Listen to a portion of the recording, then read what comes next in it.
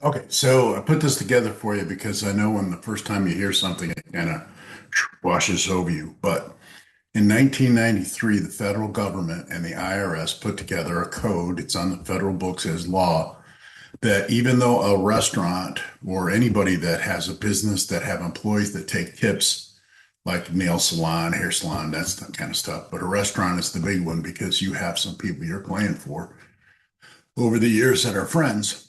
A restaurant can get back the FICA tax tips they have to match and send into the government every quarter to match what their employees send in. Okay.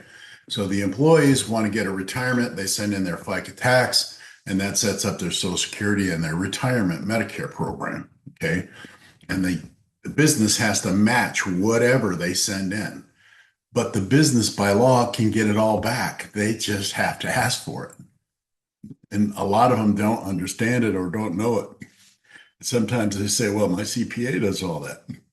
So at that point, all you have to do to find out if that's a true statement is say, so you cashed a check for $100,000 last year from the IRS for your FICA tax, your refund. And then wait for them to say something. Oh, yeah, we got that. It was great. Great money. Cool. Just want to make sure you're covered. Or what?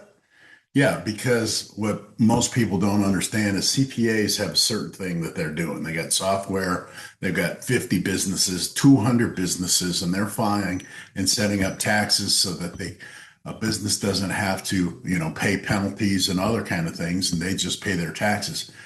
They don't want to normally step outside of that role and say, fill in the FICA tax refund because that puts them as a liability, right? They're liable for whatever's in that. Now, our guy is a federal lawyer, CPA nationwide, and has been doing it for 20 years. So he knows everything. He's licensed to do everything. He's all set up. He's got his E&O, his aero and emissions which is a type of way to protect himself. He's got all that stuff. So the cool part is, you when you join, you get a free link to help recruit people, like I sent you, and you get a free link to send to clients. And it says right on there. Hopefully, you open it. You saw it's a federal tax law, blah blah blah, and then they put in their name and a phone number. And if you go down one page, it's got a calculator there. And they say, okay, I've got 25 employees. They're, they make $1,200 a week tax.